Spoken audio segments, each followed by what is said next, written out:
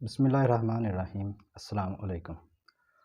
Scholarship series के तीसरे vlog के साथ मैं आपकी खिदमत में हाज़िर हूँ। आज जिस स्कॉलरशिप का हम ज़िक्र करने जा रहे हैं वो है थाईलैंड की गवर्नमेंट की तरफ से गवर्नमेंट ऑफ थाईलैंड स्कॉलरशिप 2023।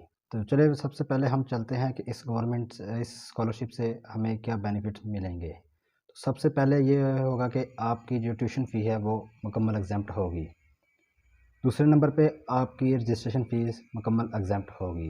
तीसरे नंबर पे आपके जो अकोमोडेशन के एक्सपेंसेस हैं वो आपसे नहीं लिए जाएंगे, मतलब आपको अकोमोडेशन फ्री मैसर होगी। चौथे नंबर पे आपको लिविंग एक्सपेंसेस यानी आपके रहने सहने के लिए जो आपको और तरह के खर्चात चाहिए होंगे वो आपको दिए जाएंगे।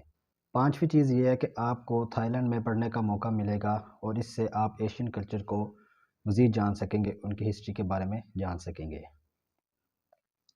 तो आइए चलते हैं अब इसकी एलिजिबिलिटी रिक्वायरमेंट की तरफ।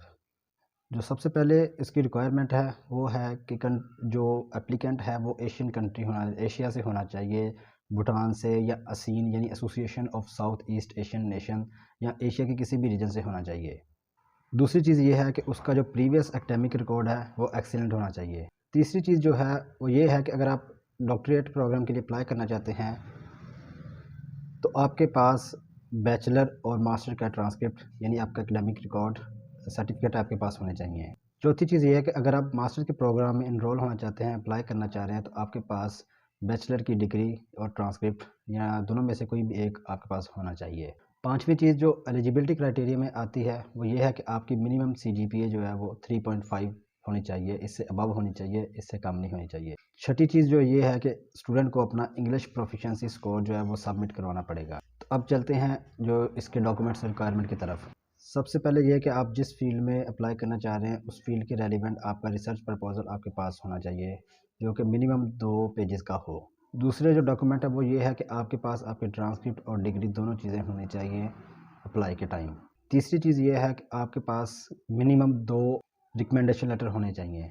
फोर्थ जो चीज़ है वो ये है कि आपके पास आइल्स का जो बैंड है वो 6.0 होना चाहिए, इससे कम नहीं होना चाहिए। नो लेस देन की कोई शर्त नहीं है, ओवरऑल आपका मिनिमम 6 बैंड होना चाहिए। पांचवी चीज़ ये है कि जिस डिपार्टमेंट में आप अप्लाई करने जा रहे हैं उस डिपार्टमेंट की जो रिक्वायरमेंट होंगी उसके हिसाब से भी आपके पास डॉक्यूमेंट होने चाहिए। इनिशियल तो ये डॉक्यूमेंट्स हैं, अगर डिपार्टमेंट आपसे कोई और डॉक्यूमेंट रिक्वायर करता है तो वो भी आपके पास होने चाहिए। इस स्कॉलरशिप का लिंक डिस्क्रिप्शन में दे दिया गया है, आप वहां से जाके इस स्कॉलरशिप के लिए अप्लाई कर सकते हैं। तो ये था आज एक मुख्तसर व्लॉग थाईलैंड की स्कॉलरशिप के बारे में।